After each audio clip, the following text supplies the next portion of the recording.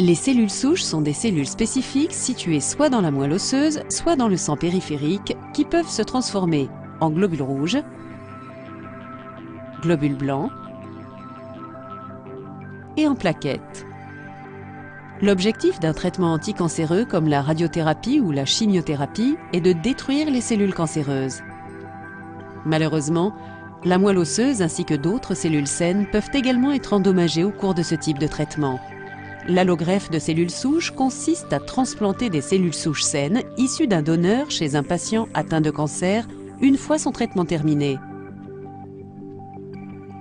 Le donneur de cellules souches le plus approprié est un frère ou une sœur du malade, car on obtient dans ce cas une compatibilité optimale des tissus. Le type de tissu est défini par une paire de marqueurs génétiques présents sur les globules blancs et appelés antigènes d'histocompatibilité. Chacun des membres d'une paire est hérité de la mère et du père de chaque individu. Plus les marqueurs du donneur et du patient sont proches, plus l'allogreffe de cellules souches aura des chances de succès.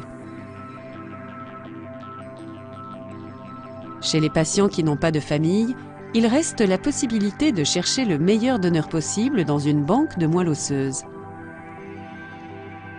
Une fois le donneur le plus approprié identifié, les cellules souches de son sang peuvent être récupérées par le biais d'une intervention simple et non chirurgicale appelée aphérèse.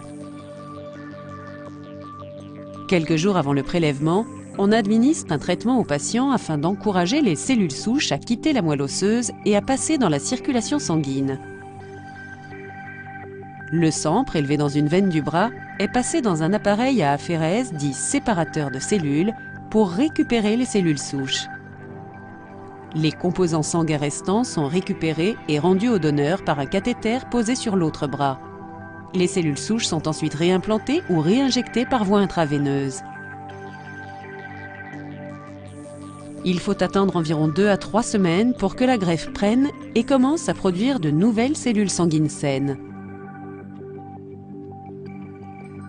Une réaction, appelée réaction du greffon contre l'hôte, est possible lorsque les cellules du donneur sont reconnues par le corps du patient, l'hôte, comme des corps étrangers. Afin de prévenir ce genre de réaction ainsi que le rejet de greffe, un traitement est généralement administré au patient pendant 3 à 6 mois suivant la transplantation.